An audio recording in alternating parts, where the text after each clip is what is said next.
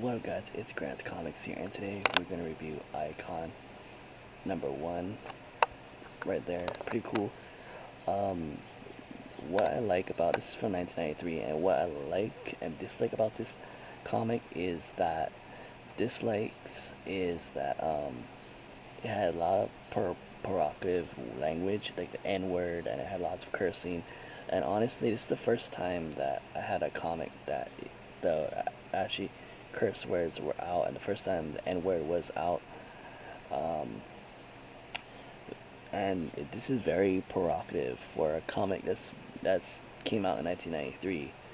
So, but other than that, this is I never heard of Iconic, so I'm guessing since this is the first Iconic issue, I'm assuming it's the first appearance of Iconic, and this woman is her name is Rocket, and this is Iconic right here. This guy over here, he's basically like a Superman.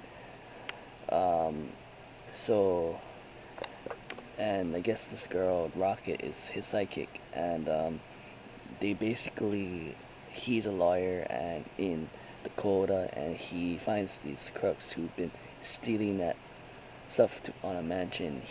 Icon comes around and tells the kids, you know, don't steal. Steal's a bad thing, and if I ever catch you guys stealing, I'm gonna, um, you guys gonna see me again and stuff like that.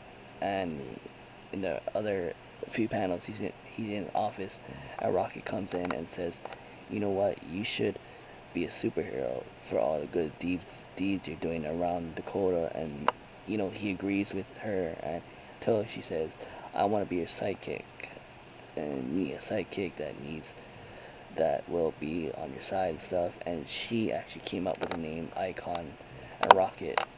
And the guy thinks this is silly. Why would I name myself Iconic? I'm not an icon. Stuff like that. So he makes him and her a suit, and they go on their first, you know, mission as a superhero. And like a museum gets robbed, and he's around cop. He sees these bunch of cops around and stuff, and this is where the racial part comes. So as he lands in the museum, and these cops are white, so the cops are like, put your hands up, put your hands in the air. And he's thinking to himself, wow, just because I'm black doesn't mean you have to arrest me. Then he mentions Superman. He goes, I bet Superman doesn't have to deal with this on a daily basis because of the racial slurs. So yeah, this is very controversial for a comic that's been around